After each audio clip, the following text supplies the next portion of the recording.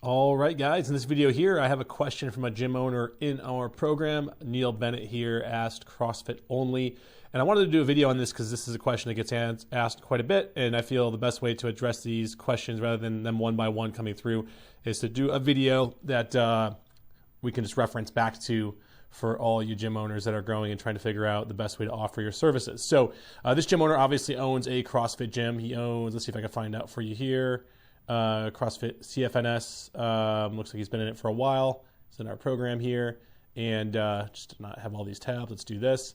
He said, hey guys, curious about how many gyms offer CrossFit only at their gym, or is it common to offer a range of different training styles and programs? Now, I definitely have some response for this and some experience with this with my two affiliates that I ran. And also now with working with over 500 gyms inside big little gyms. Obviously, I've heard a lot of feedback. I've seen this done a number of different ways. So I'll give you my perspective on that. But before I do, let's see, we have some responses here from other gym owners inside the program. Some of these gym owners are just crushing it. Like Michael Bone here runs a gym that regularly does $70,000 plus months out of Prosper, Texas. As do, all these guys actually responding run really, really good gyms. So their advice here is going to be helpful as well. It says, hi Neil, we started with CrossFit only and we're stubborn not to change that for several years. Since that time I've learned that even the most dedicated CrossFitter will often get bored and look to do something else. So we have added a boxing gym 2 years ago, youth classes 6 months ago, and finally launched Metcon classes this week. We have about 100 memberships of these non-GP, general physical GPP. I'm thinking he's meaning general physical preparedness. GPP means more specialized classes.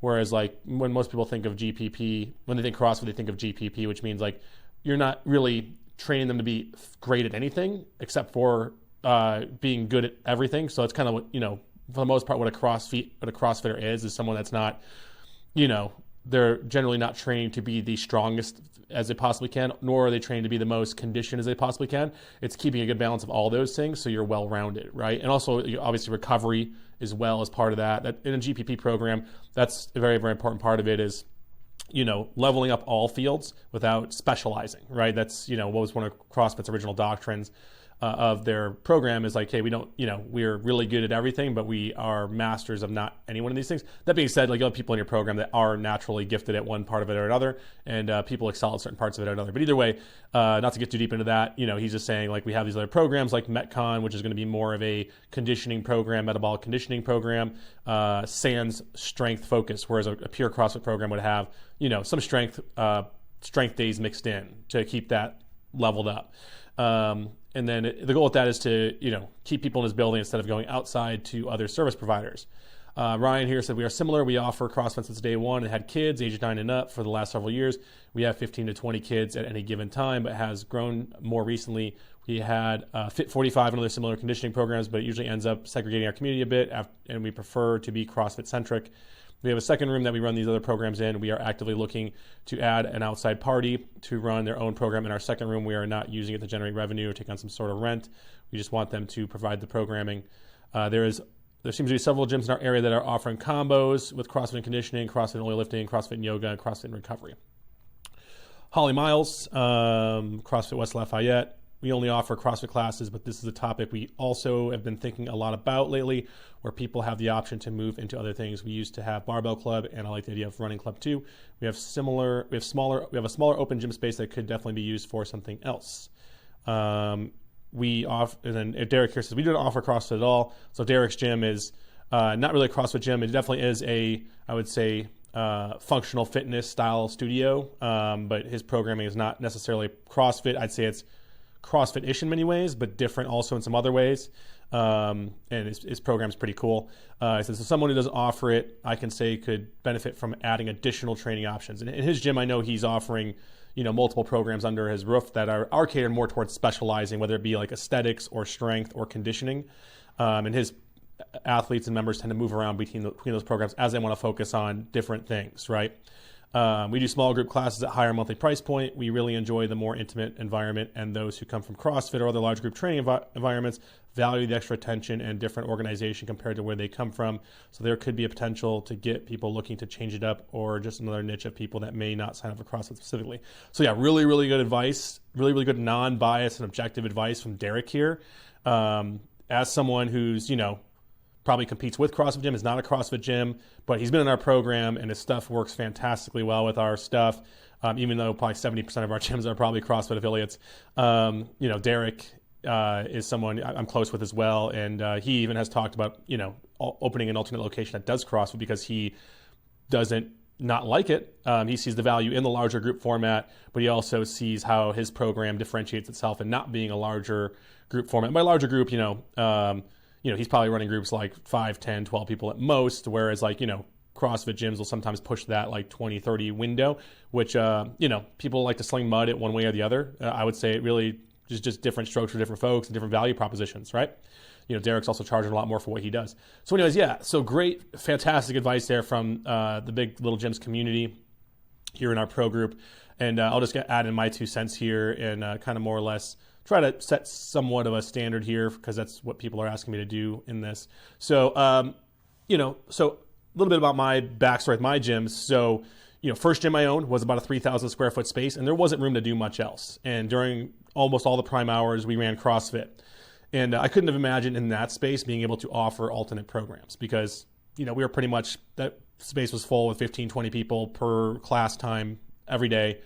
And the only other thing we could do was sell personal training during the off hours, which we did, right? And that's because I had a partner at the time that liked to do personal training. I personally am not a personal training guy.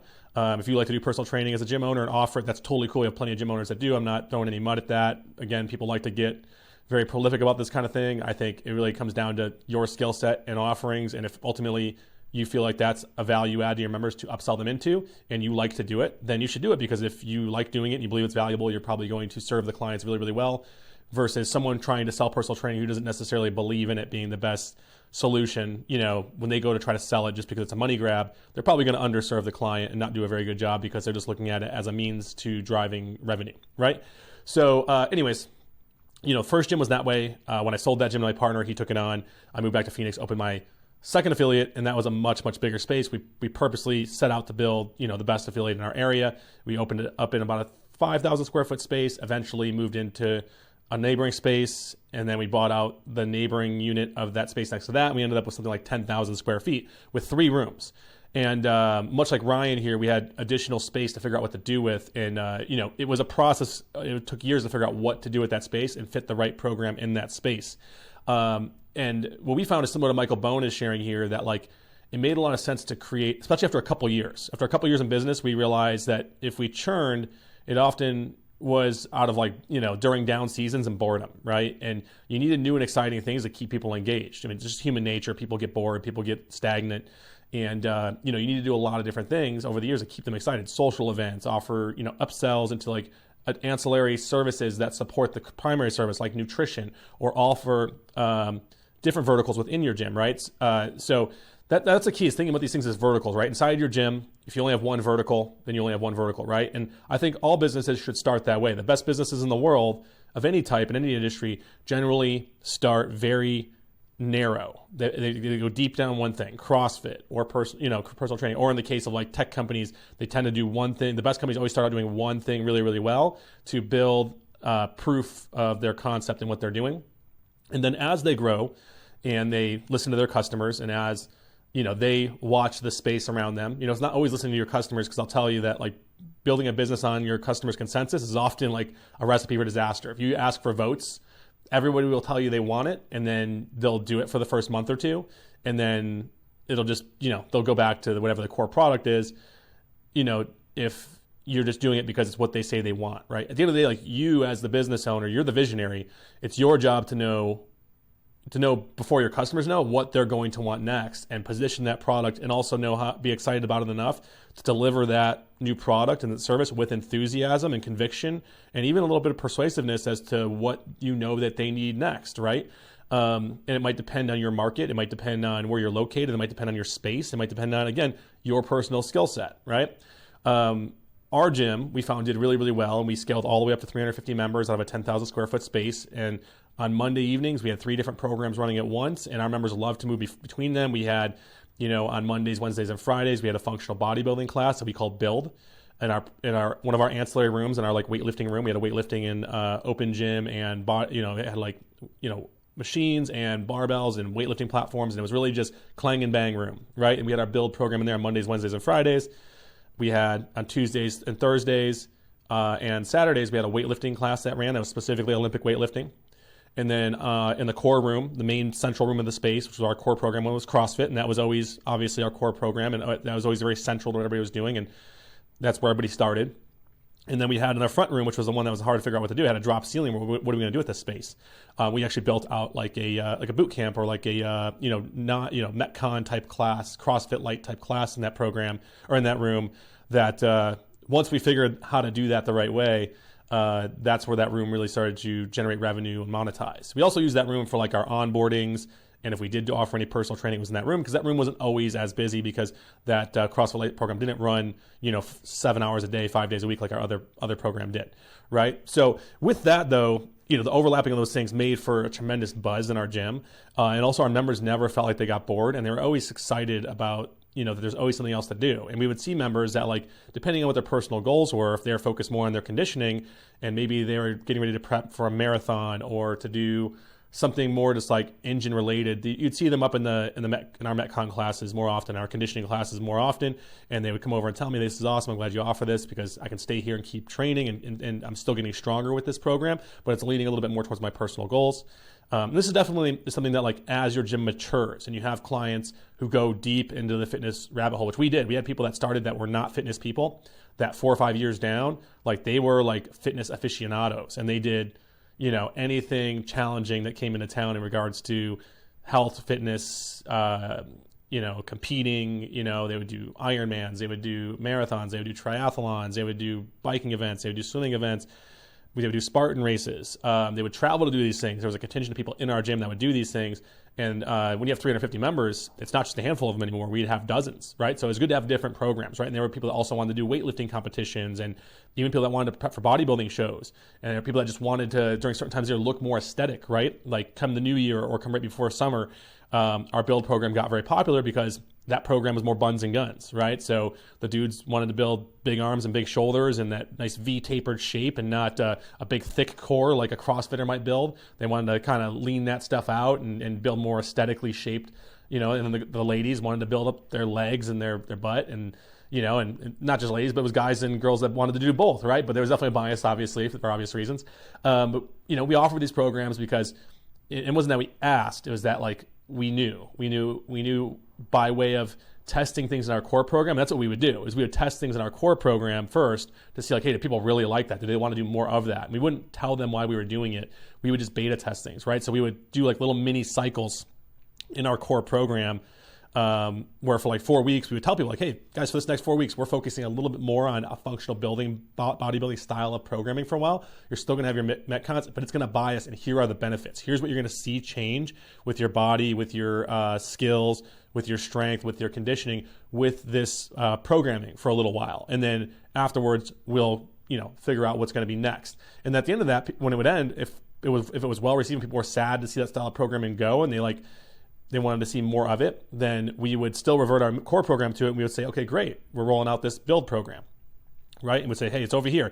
And that's great because now you create exclusivity, and you also create the ability to charge more for memberships because you're offering these additional programs. That's what we did, is we had like a limited, core program membership, and then we had like an unlimited, like truly unlimited all program membership where they paid an extra $30 to $50 a month, for these other access to these other programs. And they happily paid it because we let them beta test it and trial it in our core program before we came out with the additional program, and it made them want it even more. So that's my thoughts on that. That's my experience with that. Again, a lot of this is a really, question that's hard to answer because it really depends on your space, right? Like, sure, you could offer additional programs, but if you only have one space and you can't run 2 programs at once, most gyms, there's only like 2 or 3 primary hours of the gym where most of their clients are going to come in. So if you were to offer an additional program, because we tried it that way for a while in our original space, we would be like, okay, we have classes at 4, 5, and 6 p.m. Let's add on a bodybuilding class at 7 p.m. But nobody's coming to work out at our gym at 7 p.m., at least in the market we were in. They just weren't going to do it. So like it flopped naturally because like it was at an hour that no one wanted to stay for or come to. And so we thought it was the the functional bodybuilding program we were offering, but it wasn't. It was just the class time, right? So it's just thinking about these things in terms of first principles, and that, like, you need to have the space, and if you really want to give ancillary programs the opportunity to flourish within your gym and be well received, you need to offer them at the hours that people are going to use them, and then you'll get a true feedback loop of like whether or not it's demanded and if you should keep doing it, right? So that's my thoughts. Hope you guys found it helpful. If you're part of big little gyms and you're in the group here, you're awesome, you're amazing, love you guys. Keep sharing like this, keep asking these great questions. If you're not part of Big Little Gyms, go to biglittlegyms.com. If you're a gym owner, you can fill out information there, and we can meet and we can talk about what we do, help you generate more leads, grow your gym, run a better business, get found more locally, and just become an overall better business owner, which is ultimately our goal. And in the meantime, subscribe, like, and click the notification bell, depending on what platform you're watching this on. See you guys later. Bye.